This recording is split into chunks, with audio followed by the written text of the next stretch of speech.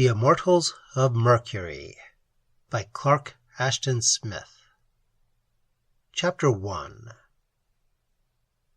Cliff Howard's first sensation as he came back to consciousness was one of well-nigh insufferable heat.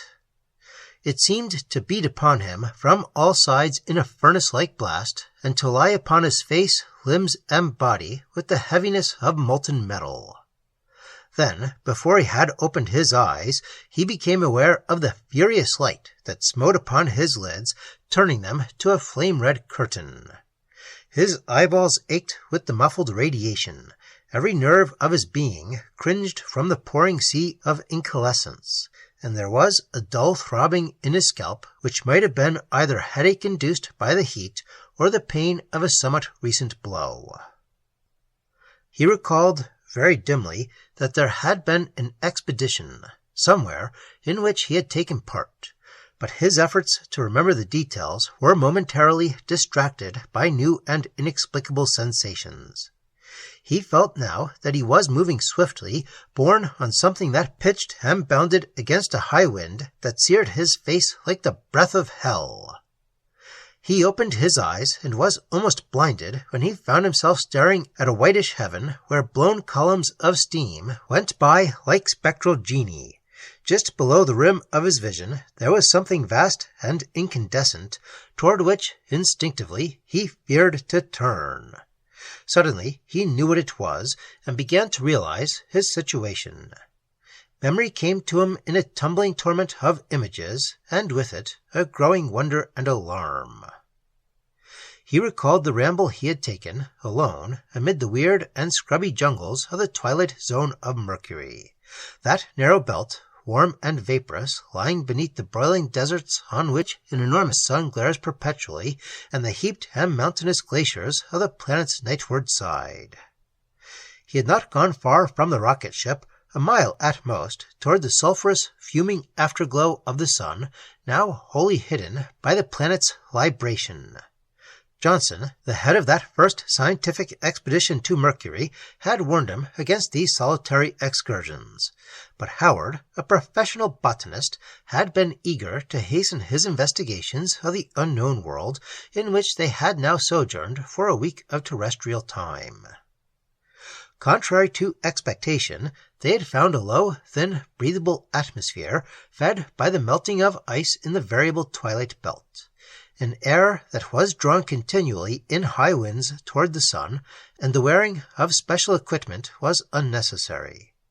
Howard had not anticipated any danger, for the shy, animal-like natives had shown no hostility and had fled from the Earthmen whenever approached.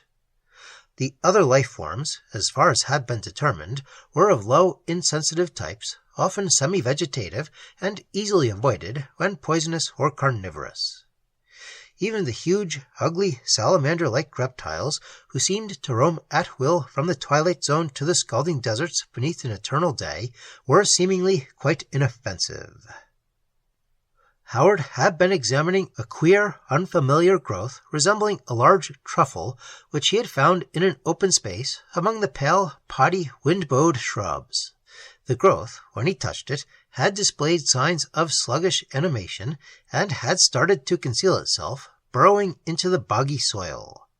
He was prodding the thing with the sponge-like branch of a dead shrub, and was wondering how to classify it, when, looking up, he had found himself surrounded by the Mercurian savages. They had stolen upon him noiselessly from the semi-fungoid thickets, but he was not alarmed at first, thinking merely that they had begun to overcome their shyness and show their barbaric curiosity. They were gnarled and dwarfish creatures who walked partially erect at most times, but ran upon all fours when frightened. The Earthmen had named them the Dlukus, because of the clucking sound resembling this word which they often made. Their skins were heavily scaled, like those of reptiles, and their small, protruding eyes appeared to be covered at all times with a sort of thin film. Anything ghastlier or more repulsive than these beings could hardly have been found on the inner planets. But when they closed in upon Howard, walking with the forward crouch and clucking incessantly, he had taken their approach for a sort of overture, and had neglected to draw his tonanite pistol. He saw that they were carrying rough pieces of some blackish mineral, and had surmised, from the way in which their web hands were held toward him, that they were bringing him a gift or peace offering. Their savage faces were inscrutable, and they had drawn very close before he was disillusioned as to their intent. Then, without warning, in a cool, orderly manner, they had begun to assail him with the fragments of the mineral they carried. He had fought them, but his resistance had been cut short by a violent blow from behind, which had sent him reeling into oblivion. All this he remembered clearly enough, but there must have been an indefinite blank following his lapse into insensibility. What, he wondered, had happened during this interim, and where was he going? Was he a captive among the Dlukus? The glaring light and scorching heat could mean only one thing, that he had been carried into the sunward lands of Mercury. That incandescent thing toward which he dared not look was the sun itself, looming in a vast arc above the horizon. He tried to sit up, but succeeded merely in raising his head a little. He saw that there were leathery thongs about his chest, arms, and legs, binding him tightly to some mobile surface that seemed to heave and pant beneath him. Slewing his head to one side, he found that this surface was horny, rounded, and reticulated. It was like something he had seen. Then, with a start of horror, he recognized it. He was bound, Mazeppa-like, to the back of one of those salamandrine monsters to which the Earth scientists had given the name of heat lizards. These creatures were large crocodiles, but possessed longer legs than any terrestrial saurian. Their thick hides were apparently, to an amazing extent, non-conductors of heat, and served to insulate them against temperatures that would have parboiled any other known form of life. The exact range of their habitat had not yet been learned, but they had been seen from the rocket ship during a brief sunward dash in deserts where water was perpetually at the boiling point, where rills and rivers, flowing from the twilight zone, wasted themselves in heavy vapors from terrible cauldrons of naked rock. Howard's consternation, as he realized his plight and his probable fate, was mingled with a passing surprise.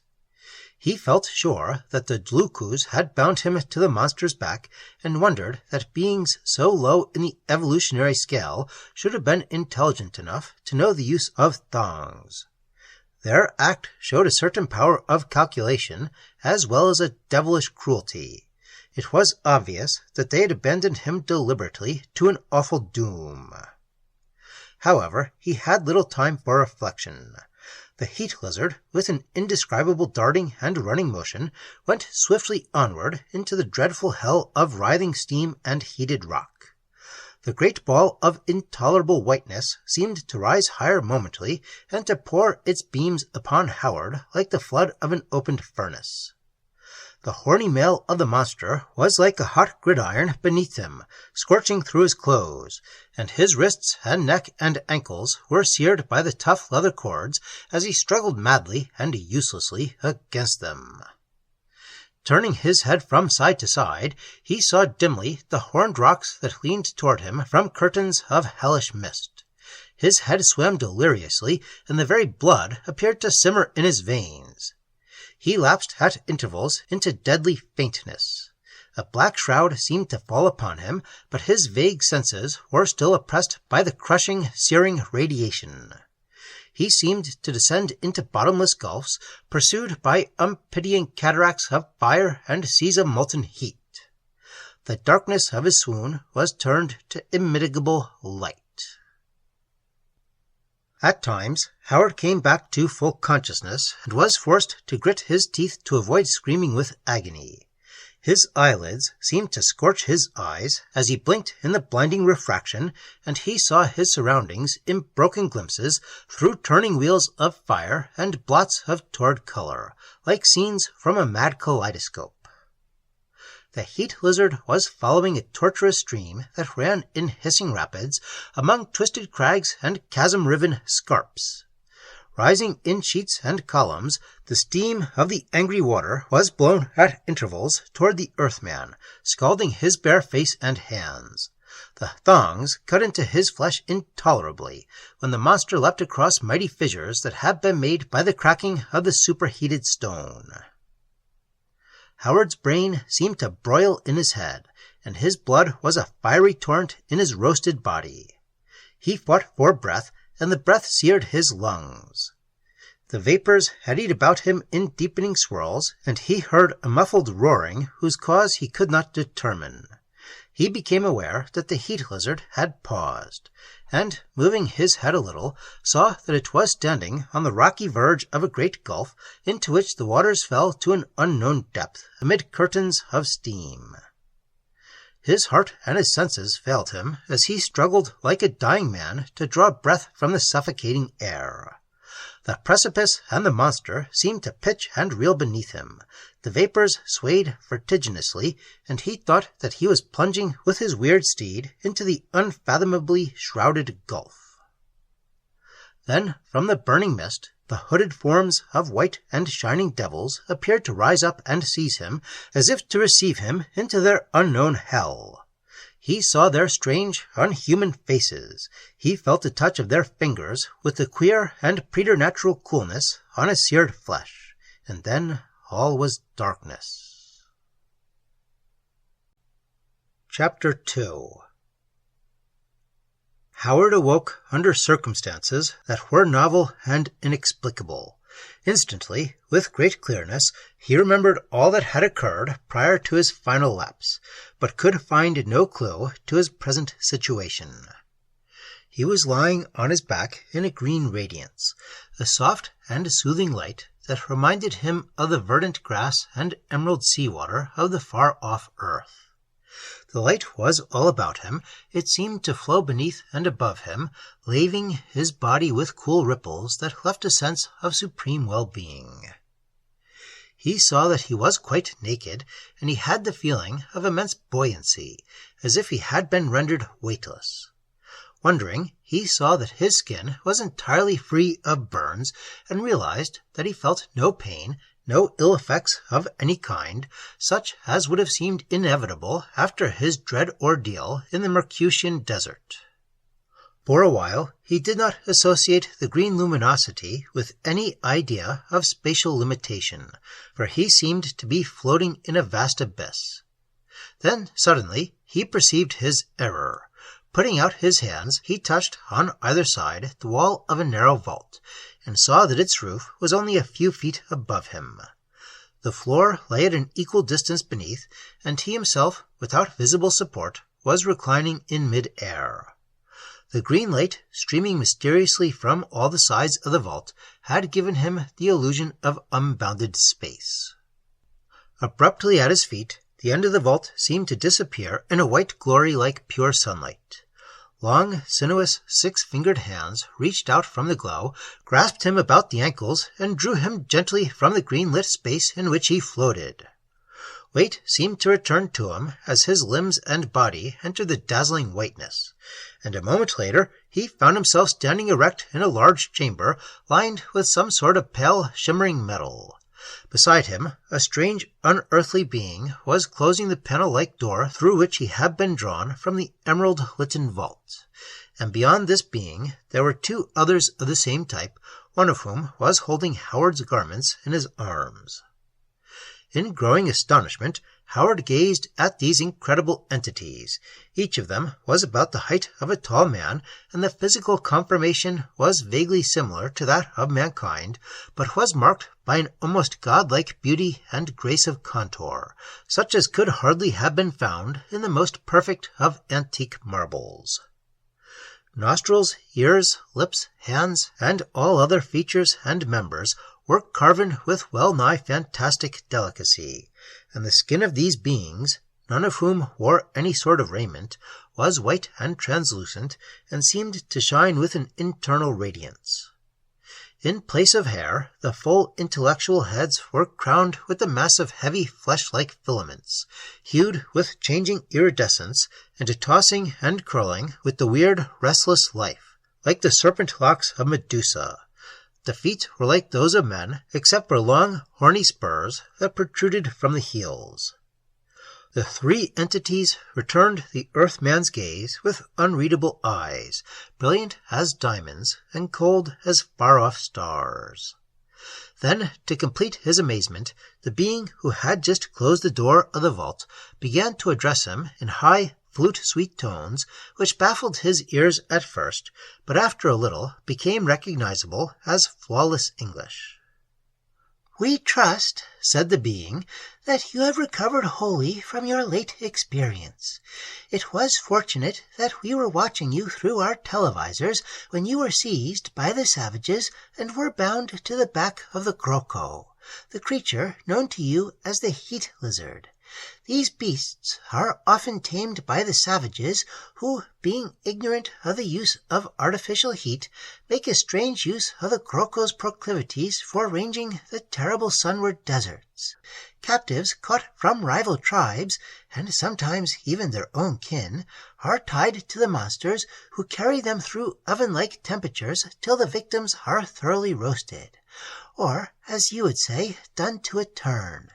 Then the Krokos return to their masters, who proceed to feast on cooked meat. Luckily, we were able to rescue you in time, for the Kroko, in its wanderings, approached one of our cavern exits in the great desert. Your body was covered with enormous burns when we found you, and you assuredly would have died from the effects if we had not exposed you to the healing ray in the green vault. This ray, like many others, is unknown to your scientists, and it has, among other things, the peculiar power of nullifying gravity, hence your sensation of weightlessness under its influence." "Where am I, and who are you?" cried Howard.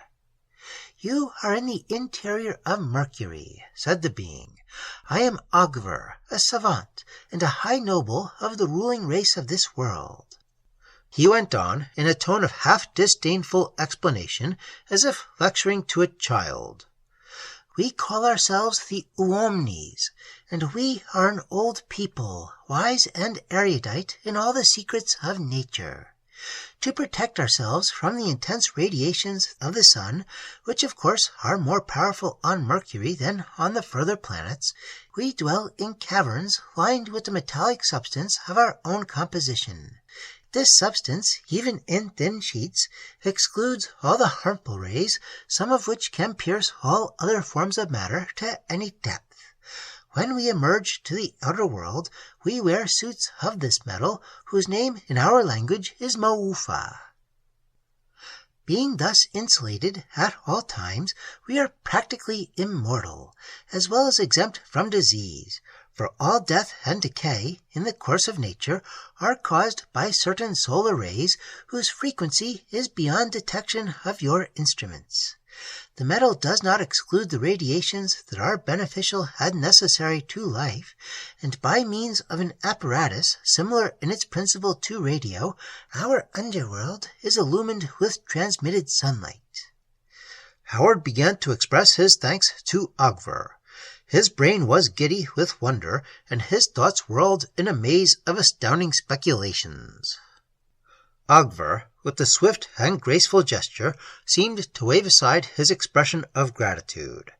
The being who bore Howard's garments came forward and helped him in a deft, valet-like fashion to put them on. Howard wanted to ask 100 questions, for the very existence of intelligent, highly evolved beings such as the Uomnes on Mercury had been unsuspected by Earth scientists. Above all, he was curious regarding the mastery of human language displayed by Ogver. His question, as if divined by a sort of telepathy, was forestalled by the Mercutian. "We are possessed of many delicate instruments," said Ogver, "which enable us to see and hear, and even to pick up other sense impressions at immense distances. We have long studied the nearer planets, Venus, Earth, and Mars, and have often amused ourselves by listening to human conversations. Our brain development, which is vastly superior to yours, has made it a simple matter for us to learn your speech. And of course, the science, history, and sociology of your world is an open book to us. We watched the approach of your ether ship from space, and all the movements of your party since landing have been observed by us." "How far am I from the rocket ship?" asked Howard. "I trust you can help me to get back." "You are now a full mile beneath the surface of Mercury," said Ogver, "and the part of the twilight zone in which your vessel lies is about 5 miles away and could readily be reached by an incline leading upward to a small exit in a natural cavern within sight of the ship. Doubtless some of the members of your party have seen the cavern and have assumed that it was a mere animal den. When your vessel landed, we took care to block the exit with a few loose boulders and fragments of detritus easily removable. As to rejoining your comrades, well, I fear that it will be scarcely practicable. You must be our guest, perhaps indefinitely." There was a kind of brusqueness in his tone as he concluded.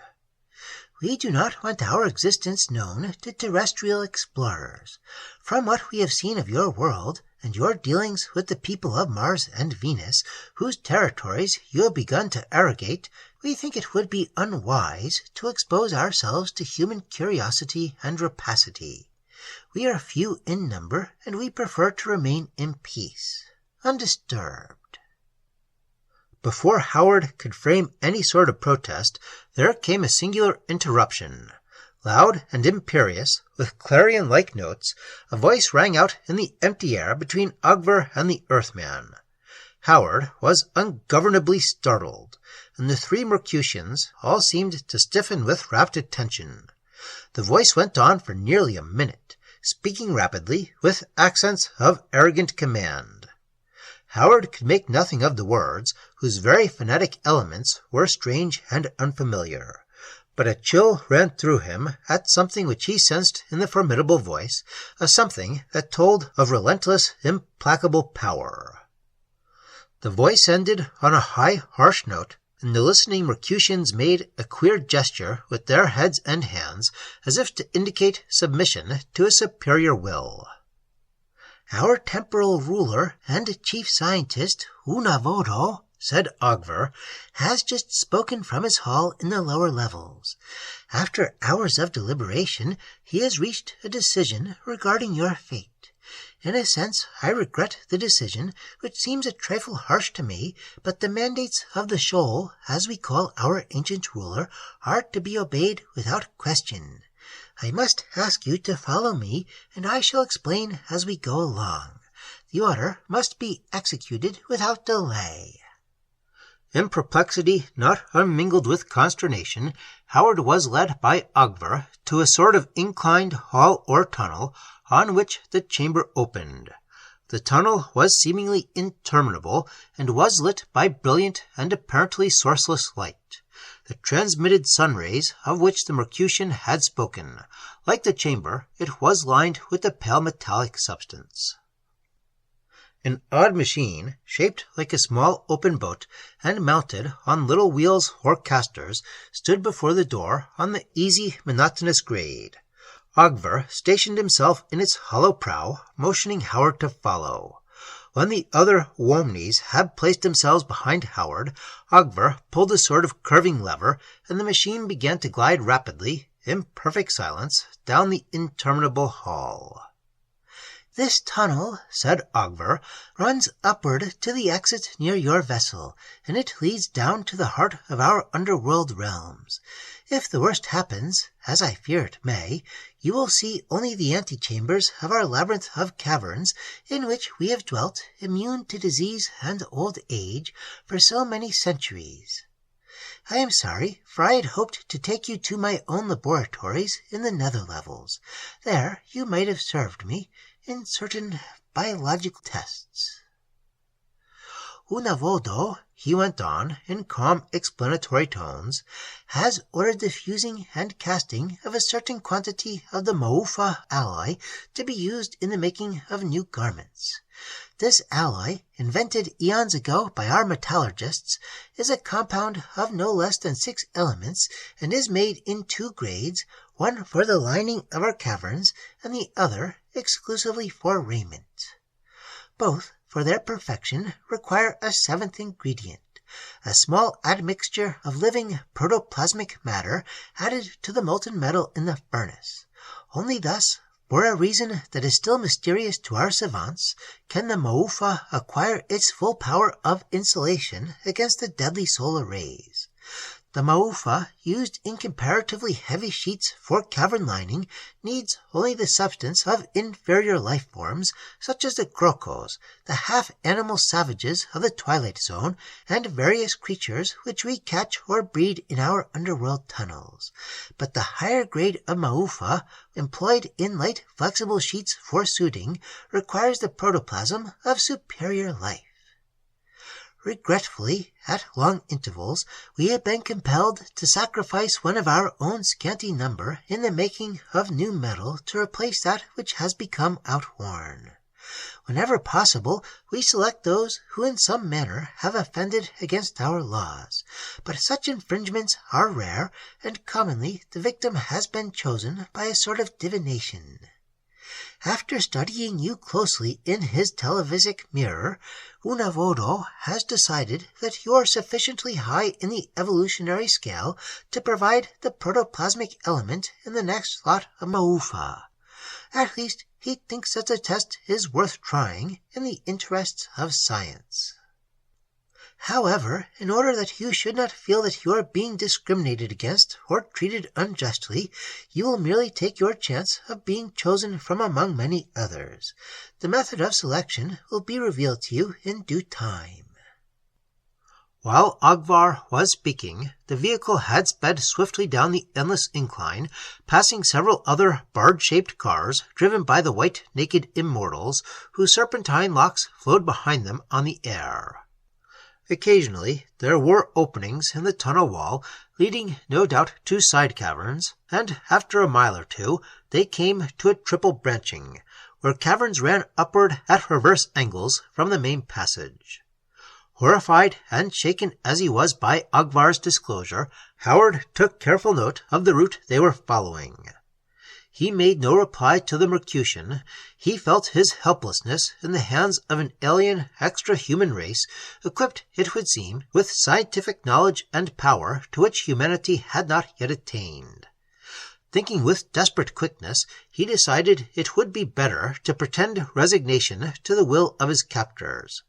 His hand stole instinctively to the pocket in which he had carried the little tonernite pistol with its 12 charges of deadly heat-producing explosive, and he was dismayed, though hardly surprised, to find that the weapon was gone.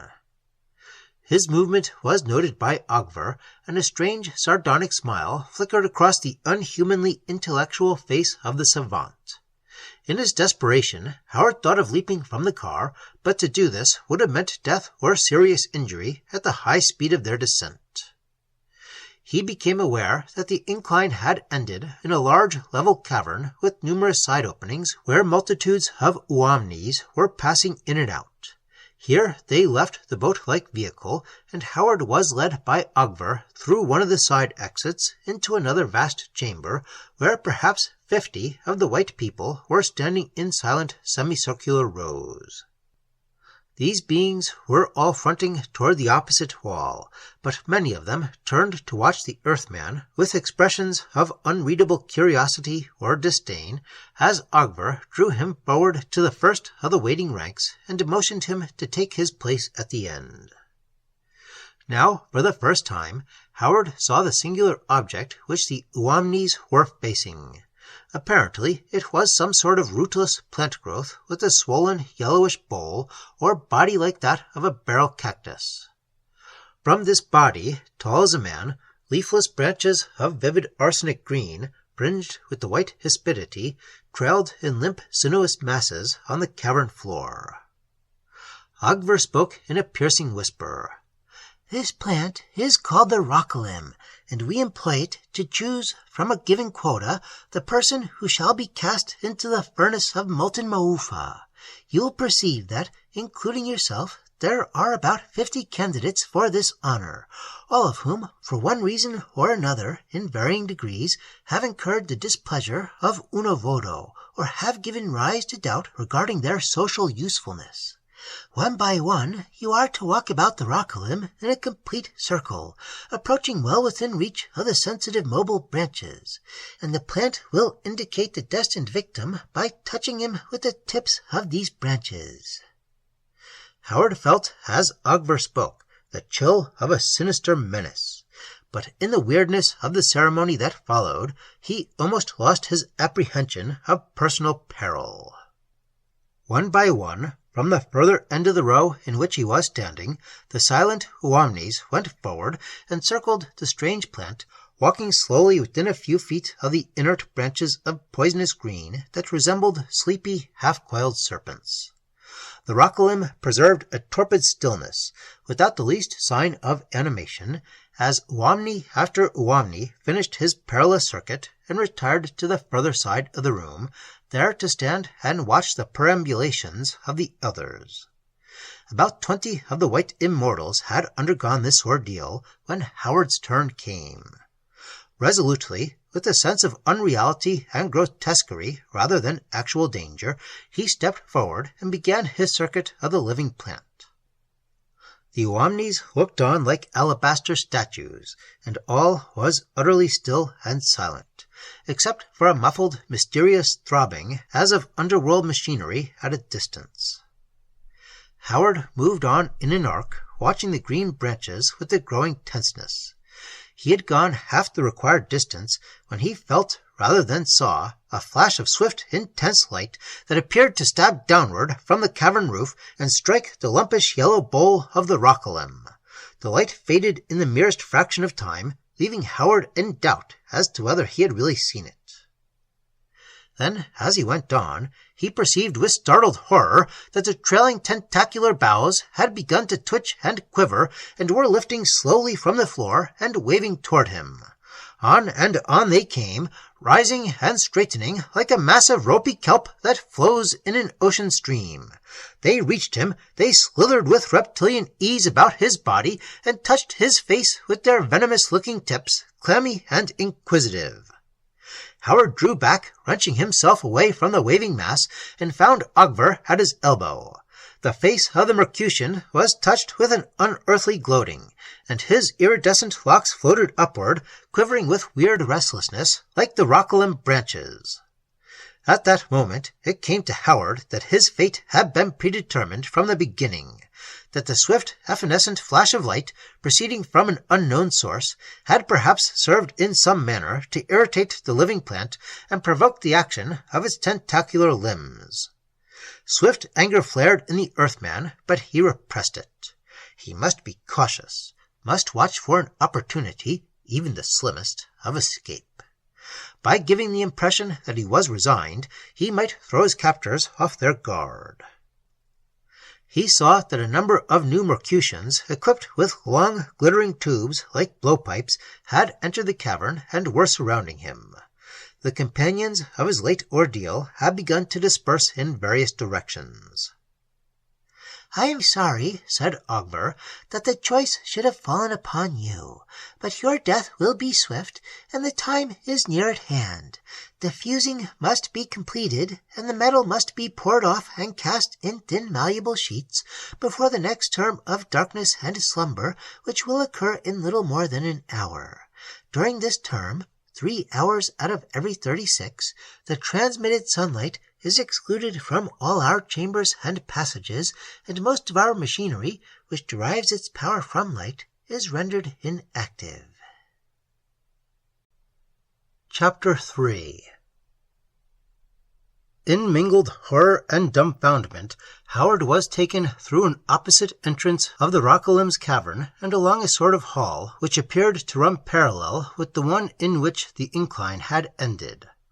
Ogver walked at his side, and the Uomni guards were grouped before and behind him. He surmised that the glittering hollow tubes they carried were weapons of some novel type. As they went on, the mysterious throbbing noise drew steadily nearer. Howard saw that the far end of the corridor was illumined with the fiery red light. The air was touched with queer metallic odors, and the temperature, which had heretofore been one of unobtrusive warmth, seemed to rise slightly. At one side, through an open door in the passage wall, as they neared the source of the red light, Howard saw a large room whose further end was filled with lofty banks of shining cylinder-shaped mechanisms. In front of these mechanisms, a solitary Mercutian stood watching an immense pivot-mounted ball which appeared to be filled nearly to the top with liquid blackness, leaving a crescent of bright crystal. Near the ball there was a sort of inclined switchboard from which arose many rods and levers made of some transparent material. "The lighting apparatus of all our caverns is controlled from that room," said Agver with a sort of casual boastfulness. "When the ball has turned entirely black, the sunlight will be turned off for the 3-hour period, which gives us all the sleep and rest we require." A moment more, and the party reached the end of the passage. Howard stood blinking and breathless with wonder when he saw the source of the dazzling red light. He was on the threshold of a cavern so enormous that its roof was lost in luminosity and gave the effect of a natural sky.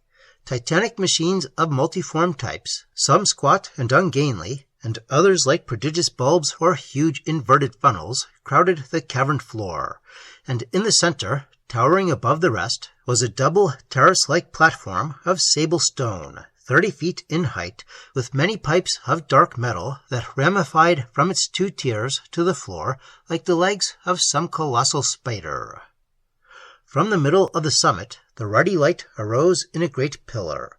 Gleaming strangely against the fiery glow, the forms of Uomnes moved like midges. Just within the entrance of the Cyclopean room, there stood a sort of rack, from which hung a dozen suits of the Maufa metal. Their construction was very simple, and they closed and opened at the breast with odd dovetailings.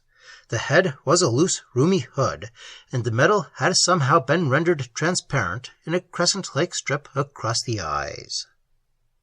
The suits were donned by Agver and the guards, and Howard noticed that they were extremely light and flexible.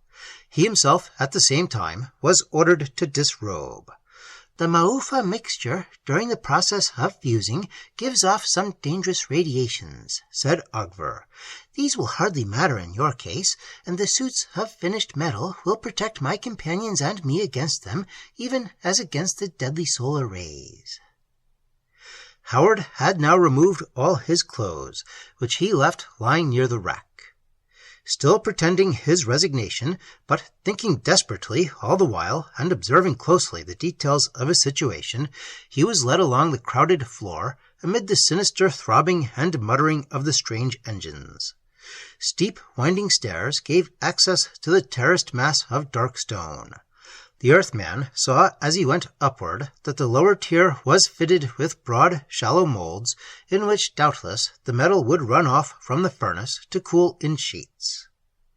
Howard felt an almost overpowering heat when he stood on the upper platform, and the red glare blinded him. The furnace itself, he now saw, was a circular crater, 15 feet across, in the black stone. It was filled nearly to the rim with the molten metal, which eddied with a slow maelstrom-like movement, agitated by some unknown means, and glowing unbearably. The black stone must have been a non-conductor of heat, for it was cool beneath Howard's bare soles. On the broad space about the furnace, a dozen Uomnes, all sheathed in the glittering Maufa, were standing. One of them was turning a small, complicated-looking wheel mounted obliquely on a miniature pillar, as if he were regulating the temperature of the furnace. The metal glowed more brightly and eddied with new swiftness in its black crater. Apart from this wheel and several rods that protruded from long, notched grooves in the stone, there was no visible machinery on the platform. The stone itself was seemingly all one block, except for a slab 10 feet long and 2 feet wide, which ran to the crater's verge. Howard was directed to stand on this slab at the end opposite to the furnace. In another minute, said Ogvar, the slab will begin to move, will tilt, and precipitate you into the molten Maufa. If you wish, we can administer to you a powerful narcotic so that your death will be wholly free of fear or pain.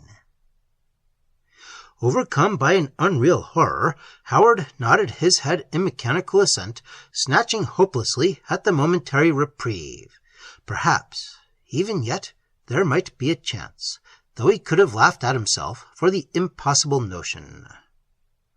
Peering again toward the awful furnace, he was startled to see an inexplicable thing. Foot by foot, from the solid stone of the crater's further lip, there rose the figure of a Mercutian, till it stood with haughty features, very tall and pale, and wholly naked upon the platform. Then, as Howard gasped with incredulous awe, the figure seemed to step in a stately manner from the verge, and hang suspended in air above the glowing cauldron. It is the shoal, Onavodo, said Ogvar in reverent tones. Though he is now many miles away in the nether caverns, he has projected his televisual image to attend the ceremony. One of the Mercutian guards had come forward, bearing in his hands a heavy, shallow bowl of some bronze-like substance filled with the hueless liquid. This he proffered to the Earthman.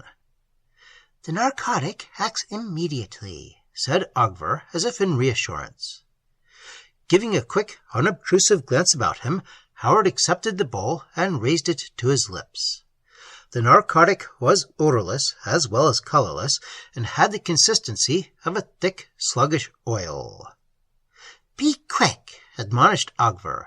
"The slab responds to a timing mechanism, and already it starts to move."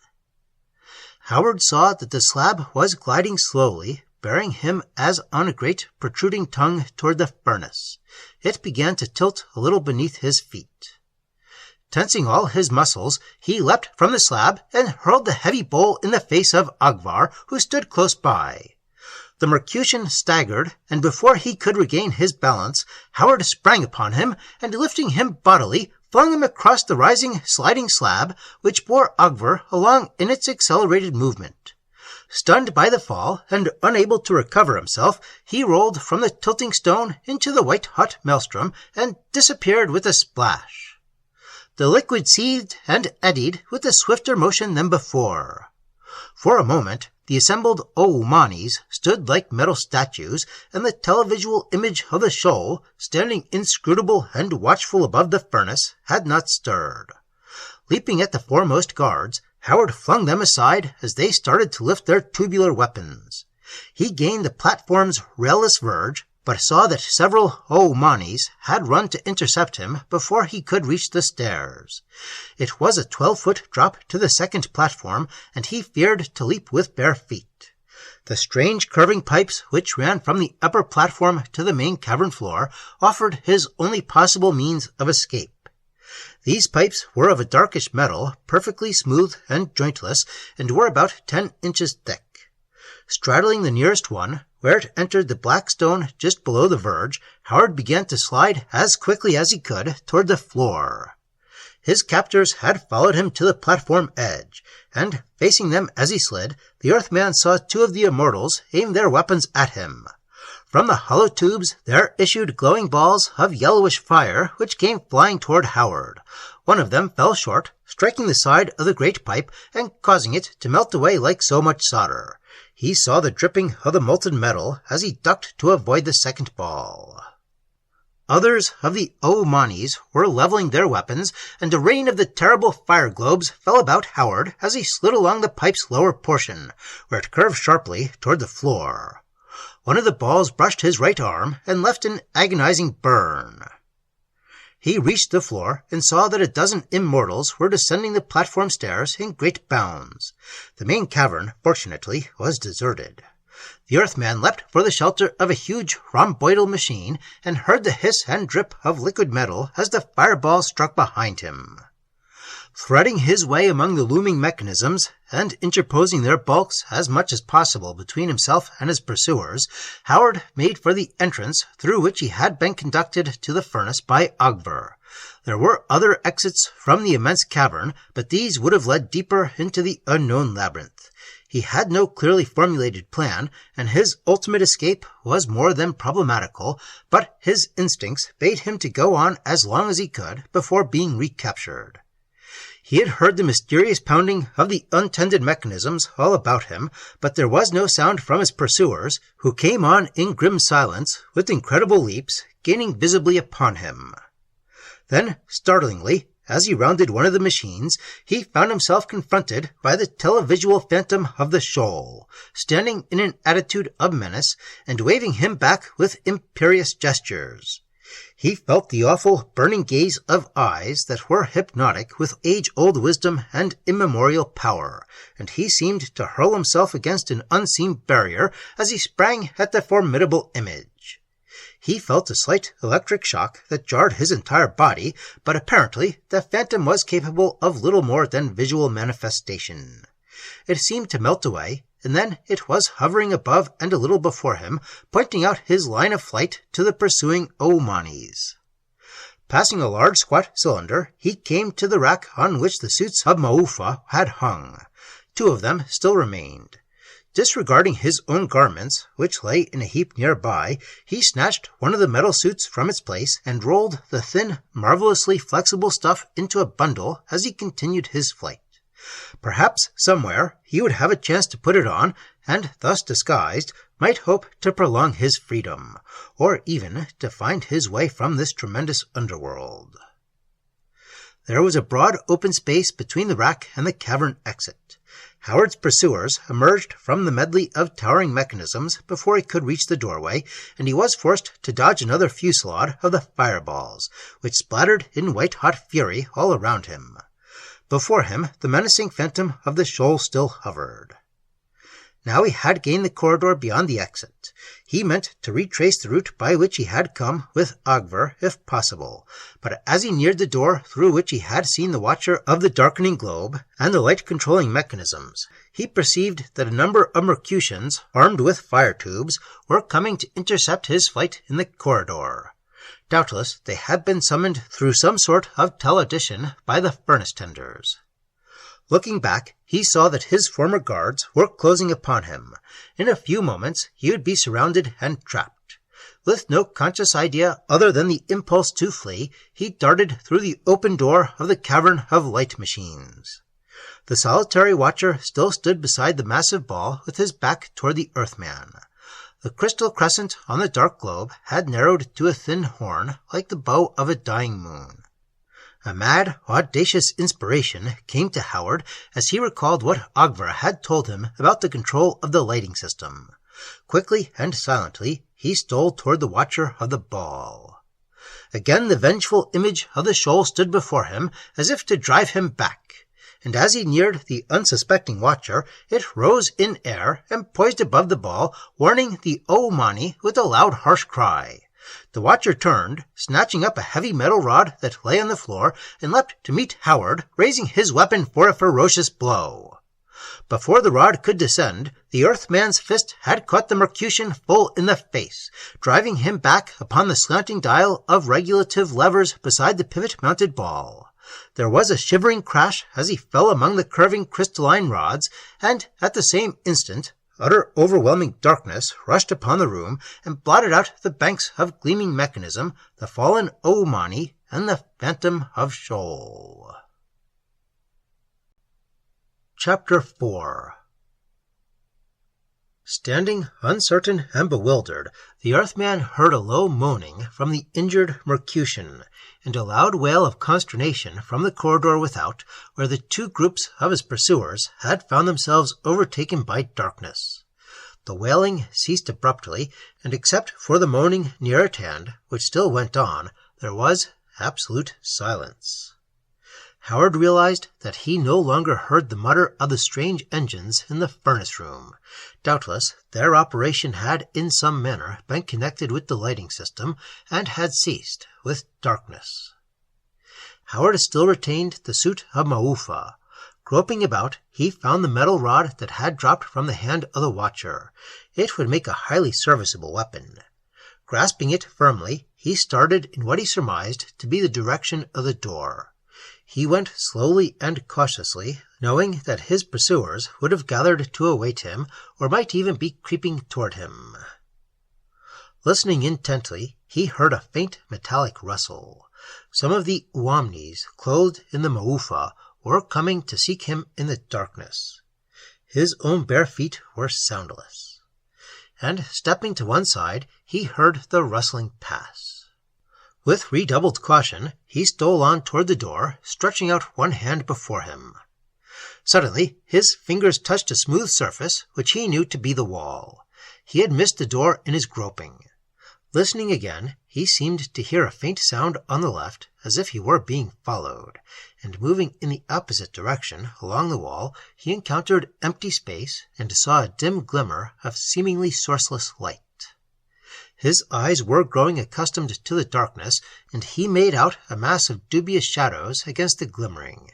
He had found the door, which was lined with waiting Uomnis. Lifting his bar, he rushed upon the shadows, striking blow after blow, and stumbling over the bodies that fell before his onslaught. There were shrill cries about him, and he broke from chill, Maufa-sheathed fingers that sought to clutch him in the gloom. Then, somehow, he had broken through and was in the corridor. The glimmering, he saw, came from the cavern of machines where the hidden furnace still burned. Into the dying glow that lit the entrance, there came hurrying figures, each of which appeared to have an enormous cyclopean eye of icy green.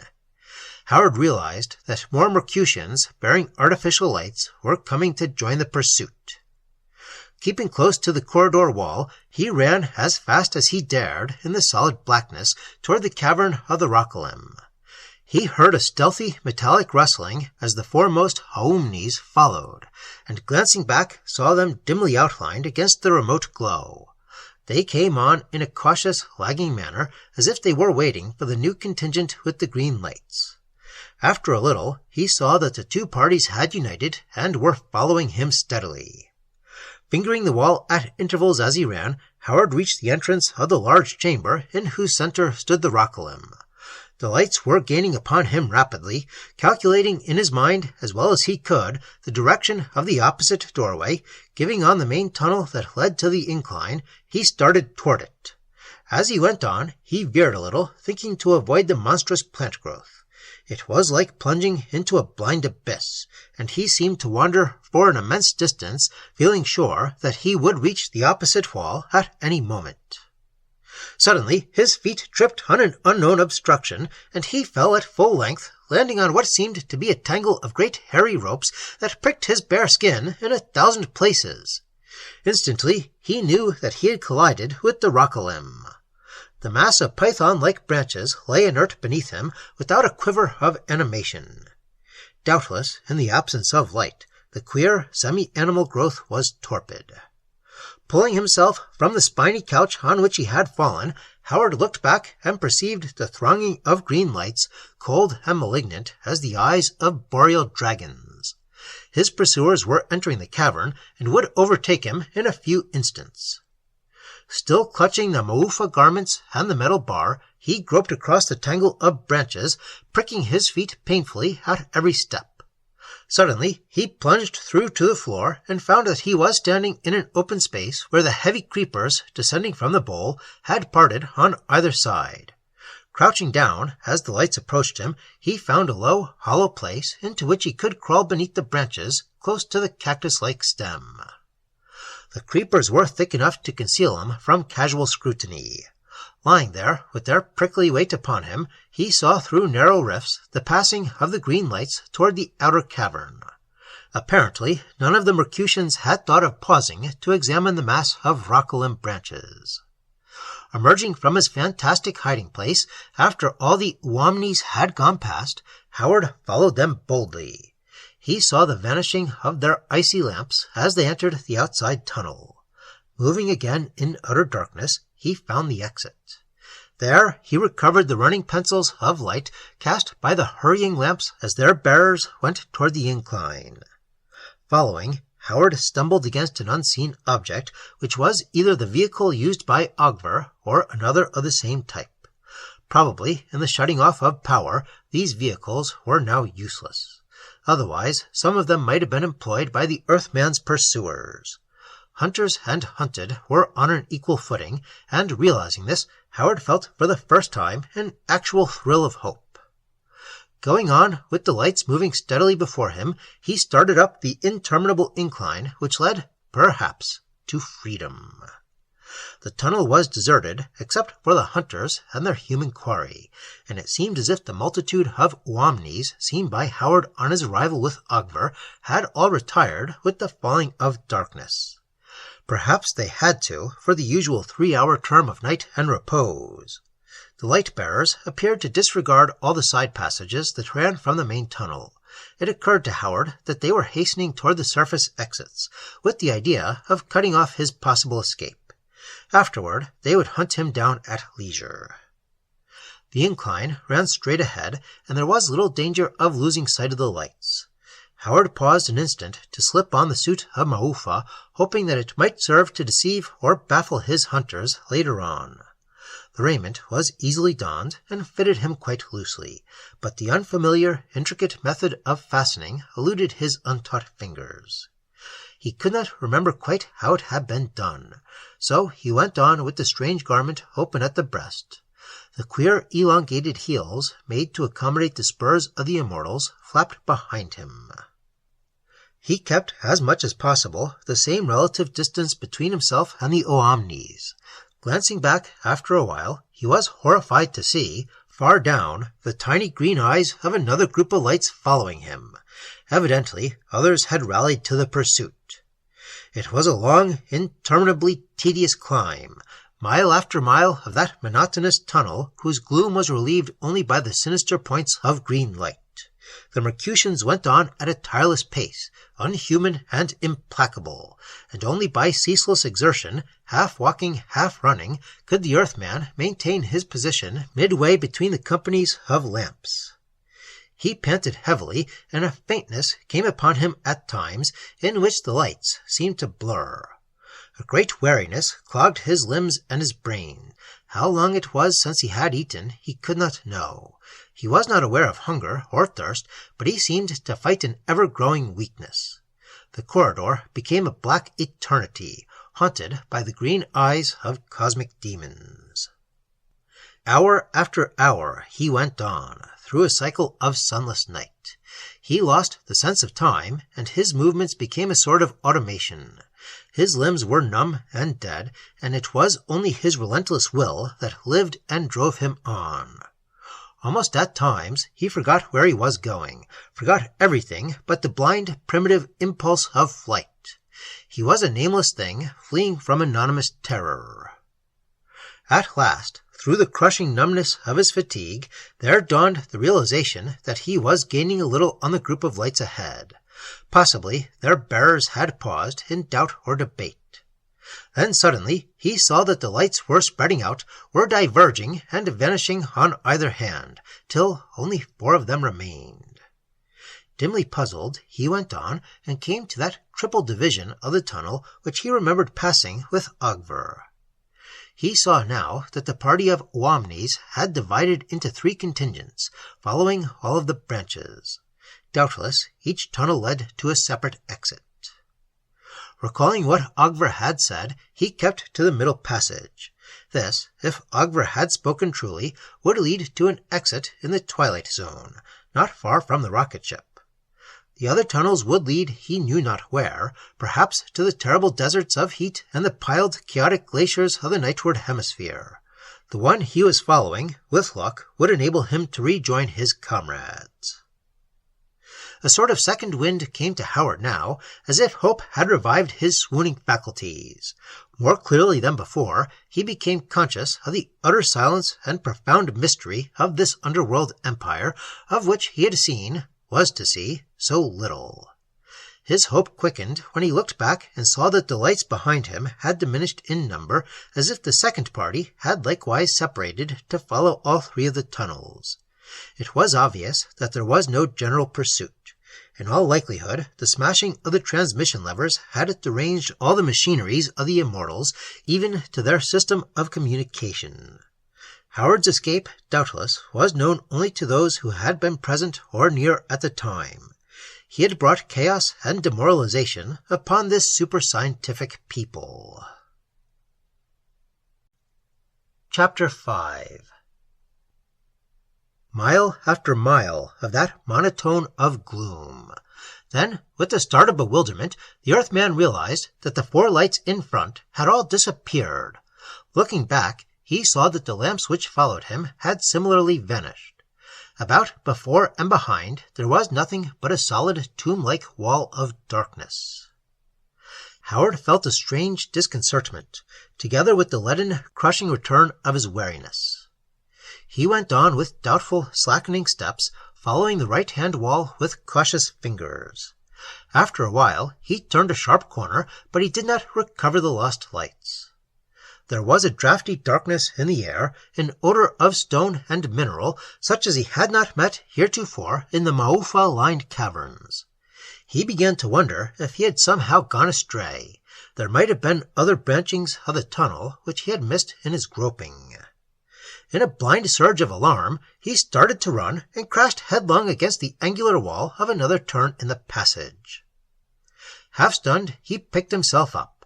He hardly knew, henceforth, whether he was maintaining the original course of his flight or was doubling on his own steps. For aught that he could tell, he might be lost beyond all redirection in a cross-labyrinth of caverns. He stumbled and staggered along, colliding many times with the tunnel's sides, which seemed to have closed in upon him and to have grown rough with flinty projections.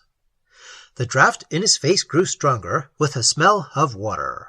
Presently the blindfold darkness before him melted into a chill bluish glimmering, which revealed the rugate walls and boulder-flanged roof of the natural passage he was following. He came out in a huge chamber-like cave of some marble-pallid stone with twisted columnar forms.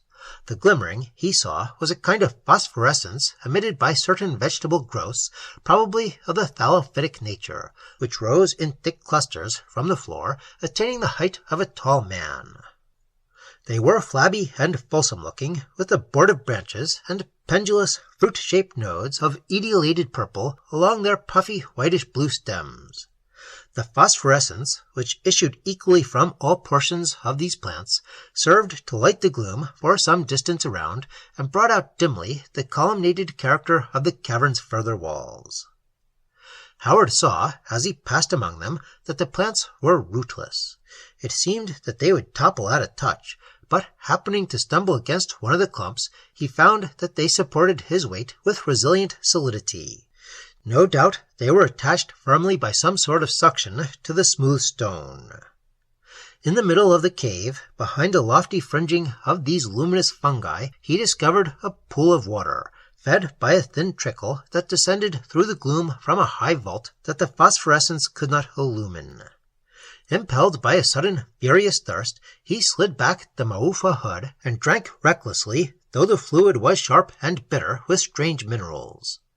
Then, with the ravening hunger of one who has not eaten for days, he began to eye the pear-shaped nodes of the tall thallophytes. He broke one of them from its parent stem, tore off the glimmering rind, and found that it was filled with a meaty pulp. A savorous, peppery odor tempted him to taste the pulp. It was not unpleasant, and forgetting all caution, possibly he had become a little mad from his extra-human ordeals, he devoured the stuff in hasty mouthfuls. The node must have contained a narcotic principle, for almost immediately he was overpowered by an insuperable drowsiness. He fell back and lay where he had fallen in a deep sodden sopor without dreams, for a length of time which, as far as he could know, might have been the interim of death between two lives. He awoke with violent nausea, a racking headache, and a feeling of hopeless, irredeemable confusion. He drank again from the bitter pool, and then began to hunt with cloudy senses and feeble, uncertain steps for another exit than the tunnel by which he had entered. His mind was dull and heavily drugged, as if from the lingering of the unknown narcotic, and he could formulate no conscious plan of action, but was led only by an animal-like impulse of flight. He discovered a second opening, low and fanged with broken-off pillar formations, in the opposite wall of the cavern. It was filled with Stygian darkness, and before entering it, he tore a lumpy branch from one of the phosphorescent fungi to serve him in lieu of other light. His subsequent wanderings were nightmarish and interminable. He seemed to have gotten into some tremendous maze of natural caverns, varying greatly in size and intersecting each other in a bewildering honeycomb fashion. An underworld that lay beyond the metal-insulated realm of the Uomnes. There were long, tediously winding tunnels that went down into Cimmerian depth, or climbed at acclivitous angles. There were straight cubbyholes dripping with unknown liquid ores, through which he crawled like a lizard on his belly, and Dantean gulfs that he skirted on slippery, perilous broken ledges, hearing far below him the sullen sigh or the weirdly booming roar of submercution waters. For a while, his way led mainly downward, as if he were plunging to the bowels of the planet. The air became warmer and more humid. He came at last to the sheer brink of an incommensurable abyss, where noctilucent fungi, faster than any he had yet seen, grew tall as giant trees along the precipice that he followed for miles. They were like fantastic monolithic tapers, but their luminosity failed to reveal the giddy depth above and beneath. He met none of the Uomnes in this inexhaustible world of night and silence. But after he had rounded the great gulf and had started to reascend in smaller caverns, he began to encounter, at intervals, certain blind, white, repulsive creatures the size of an overgrown rat, but without even the rudiments of tail or legs. In his demoralized condition of mind and body, he felt a primitive fear of these things, rather than a mere repugnance which their aspect would normally have aroused. However, they were non-aggressive, and shrank sluggishly away from him. Once he trod inadvertently on one of the creatures, and leapt away, howling with fright when it squirmed nauseously beneath his heel. Finding he had crushed its head, he took courage and began to belabor the flopping abnormality with the metal rod which he still carried. He mashed it into an oozy pulp, a pulp that still quivered with life. And then, overcome by bestial, atavistic hunger, and forgetting all the painfully acquired prejudices of civilized man, he knelt down and devoured the pulp with shameless greed. Afterwards, replete, he stretched himself out and slept for many hours. Chapter 6. He awoke with renewed physical strength, but with nerves and mind that were still partially shattered by his experiences.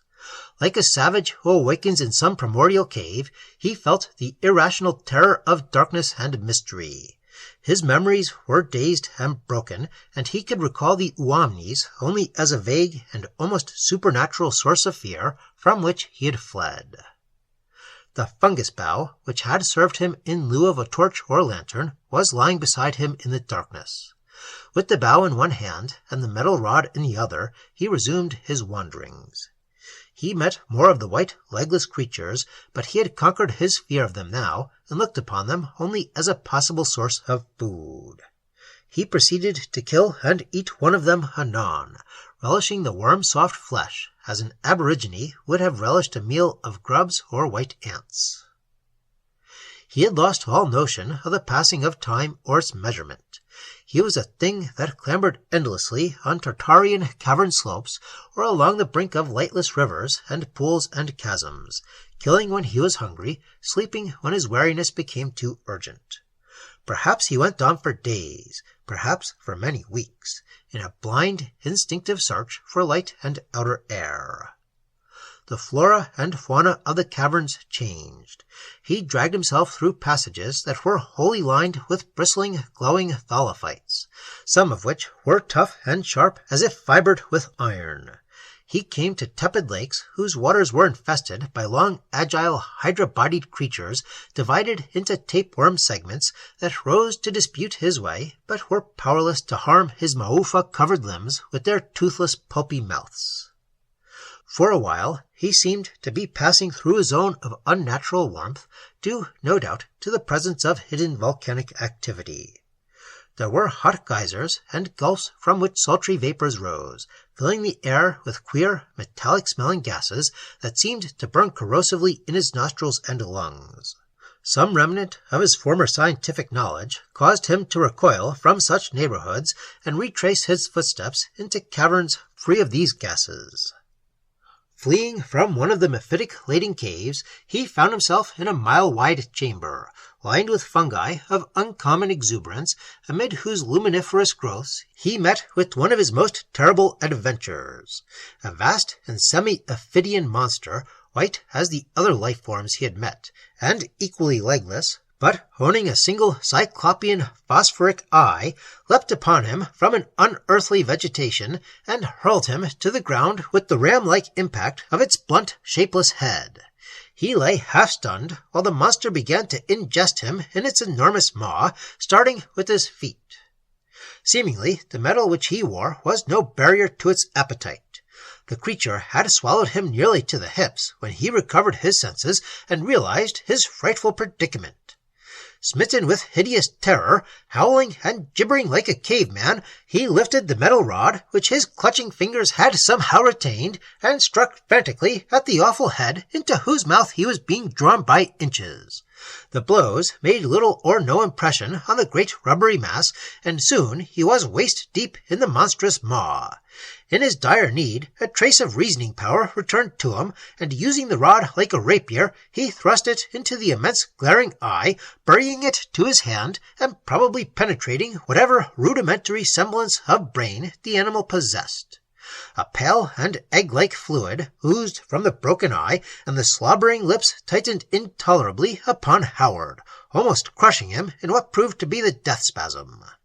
The white, swollen, barrel-thick body tossed for many minutes, and during its convulsions Howard was knocked insensible. When he came to again, the creature was lying comparatively still, and the sack-like mouth had begun to relax, so that he was able to extricate himself from the dreadful gorge. The shock of this experience completed his mental demoralization and drove him even further into primitive brutehood. At times his brain was almost a blank, and he knew nothing, remembered nothing, but the blind horror of those infraplanetary caverns and the dumb instinct that still impelled him to seek escape. Several times, as he continued his way through the thickets of fungi, he was forced to flee or hide from other monsters of the same type as the one that had so nearly ingested him. Then he entered a region of steep acclivities that took him ever upward. The air became chill, and the caverns were seemingly void of vegetable or animal life. He wondered dully as to the reason of the growing cold, but his broken mind could suggest no explanation. Before entering this realm, he had supplied himself with another fragment of luminiferous fungus to light his way. He was groping through a mountain-like wilderness of chasms and riven scarps and dolomites, when, at some distance above, he saw with inexpressible fright a glimmering as of two cold green eyes that moved among the crags. He had virtually forgotten the Uwamnis and their lamps, but something, half intuition, half memory, warned him of direr peril than any he had hitherto met in the darkness. He dropped his luminous torch and concealed himself behind one of the dolomitic formations. From his hiding place he saw the passing of two of the Immortals, clad in silvery maufa, who descended the scarp and vanished in the craggy gulfs below. Whether or not they were hunting for him, he could not know, but when they had gone from sight, he resumed his climb, hurrying at breakneck speed, and feeling that he must get as far away as possible from the bearers of those icy green lights. The dolomites dwindled in size, and the steep chamber narrowed like the neck of a bottle and closed in upon him presently from all sides, till it was only a narrow winding passage. The floor of the passage became fairly level. Anon, as he followed it, he was startled and blinded by a glare of light directly ahead, a light that was brilliant as pure sunshine. He cowered and stepped back, shielding his eyes with his hands till they became somewhat tempered to the glare. Then, stealthily, with the mingling of confused fears and dim unworded hopes, he crept toward the light and came out in an endless metal hall, apparently deserted, but filled, as far as the eye could see, with the apparently sourceless brilliance. The mouth of the rough natural passage from which he had emerged was fitted with a sort of valve which had been left open, doubtless by the Immortals he had seen among the nether crags. The boat-shaped vehicle they had used was standing in the hall. This vehicle, and the hall itself, were familiar to him, and he began to recollect, in a partial way, the ordeals he had undergone among the Uomnes before his flight into outer darkness. The hall was slightly inclined, and he seemed to remember that the upward grade would presumably lead to a lost world of freedom. Apprehensively and furtively he began to follow it, loping like an animal. After he had gone for perhaps a mile, the floor became perfectly level, but the hall itself started to turn in a sort of arc. He was unable to see very far ahead. Then, so abruptly that he could not check his headlong flight, he came in view of 3 Uomnes, clothed in metal, who were all standing with their backs to him. A boat vehicle was near at hand. One of the Immortals was tugging at a huge capstan-like bar that protruded from the wall of the passage, and, as if in response to the bar, a sort of gleaming metal valve was descending slowly from the roof. Inch by inch it came down, like a mighty curtain, and soon it would close the entire passage and render impossible the Earthman's egress. Somehow it did not occur to Howard that the tunnel beyond the valve might lead to other realms than the outer air for which he longed so desperately. As if by a miracle, something of his former courage and resourcefulness had returned to him, and he did not turn and flee incontinently at the sight of the Immortals, as he would have done a short time before. He felt that now or never was his opportunity to escape from the sub-Mercutian levels. Leaping forward on the unsuspecting Uomnes, all of whom were intent on the closing of the valve, he struck at the foremost with his metal bar. The Mercutian toppled and went down with the clattering of Maufa on the floor. The one who was operating the lever continued his task, and Howard had no time to strike him down, for the remaining Immortal, with tigerish agility, had sprung back and was leveling the deadly fire tube which he carried. Howard saw that the great valve was still descending, was barely 2 feet above the cavern floor. He made a flying dive for the opening, sprawling on all fours, and then crawling prone on his stomach beneath the terrible curtain of metal. Struggling to rise, he found himself impeded and held back. He was in utter darkness now, but getting to his knees and groping about, he determined the cause of his retardation. The fallen valve had caught the loose, elongated heel of the Maufa on his right foot. He had all the sensations of a trapped animal as he sought to wrench himself free. The tough Maufa held, weighed down by the enormous valve, and it seemed that there was no escape.